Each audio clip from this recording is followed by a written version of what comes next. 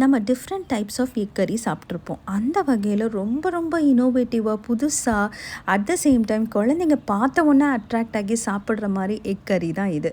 என்னென்னு பார்க்குறீங்களா? S, docking அஃப்கானி egg கறி. ரொம்ப ரொம்ப இனோவேட்டிவாக இருக்கும், ரொம்ப டேஸ்ட்டாக இருக்குங்க. கண்டிப்பாக இதை நீங்கள் செஞ்சு கொடுத்து பாருங்கள். உங்கள் வீட்டில் இருக்க எல்லா பசங்களும் இதை பற்றி தான் பேசுவாங்க.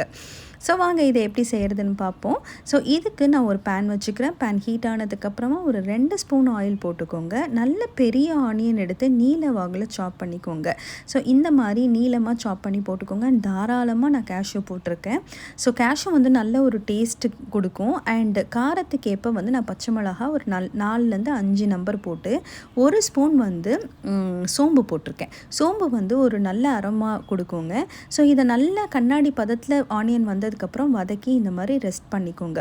ஒரு 5 நிமிஷம் ரெஸ்ட் பண்ணிவிட்டு நல்லா ஆறுனதுக்கப்புறமா இதை நம்ம பீஸ் பண்ண போகிறோம். ஸோ இதுக்கு இடையில வந்து நான் என்ன பண்ண போகிறேன்னா, இந்த முட்டைக்கு வந்து ஒரு கட் கொடுத்துக்கிறேன். நல்ல வாய் பகுதியில் வாய் மாதிரி ஒரு ஷேப் வந்து கொடுத்துருக்கேன். ஸோ அதை ஃபைனலாக அதை நம்ம பார்ப்போம். இப்போ நான் அந்த ஜஸ்ட் ஒரு கட் பண்ணி எல்லா எக்ஸையும் வச்சுட்டேன். ஸோ இப்போ நல்லா ஆறிடுச்சு. இப்போ நான் அது கூட வந்து கொத்தமல்லி ஒரு கைக்குத்து போட்டு பேஸ்டாட்டம் அரைச்சி எடுத்துக்கிட்டேன். இப்போ ஒரு கடாயில் வந்து ஒரு 4லேருந்து 5 கியூப் ஆஃப் பட்டர் வந்து தாராளமாக போட்டுக்கோங்க. 2 சின்னமன் போட்டிருக்கேன். அப்புறமா ஏலக்காய் 2 போட்டு அந்த பேஸ்ட்டை ஸோ அந்த பேஸ்ட்டு நல்லா வதங்கட்டும். நான் மீன்வாயில் என்ன பண்ணுறேன் அப்படின்னா, எக்கையும் செட் பண்ணி வச்சுட்டேன். இங்கே பாருங்கள், நல்லா வதங்கி வந்துருச்சு. இப்போ வந்து நான் பெல் பெப்பர் வந்து ஆப்ஷனல் தான், நீங்கள் போட்டால் நல்லாயிருக்கும், நல்ல ஒரு ஃப்ளேவர் கொடுக்கும்.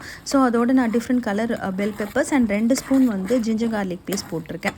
இந்த ஜிஞ்சர் கார்லிக் பேஸ்ட் இந்த பச்சை ஸ்மெல் நல்லா போகிற வரைக்கும் வதக்குங்க. ஃபைனலாக வந்து நான் என்ன பண்ணியிருக்கேன்னா, சால்ட் போட்டு கொஞ்சமாக அரைச்சி எடுத்தோம் இல்லையா, அதில் தண்ணி ஊற்றி போட்டு 1 கப்பு வந்து யோகட் போட்டிருக்கேன். அதாவது புளிப்பில்லாத தயிர் நல்ல கெட்டியாக போட்டிருக்கேன். ஸோ இது கூட வந்து ஒரு 2 ஸ்பூன் வந்து கரம் மசாலா ஆட் பண்ணுங்கள். அவ்வளோதாங்க.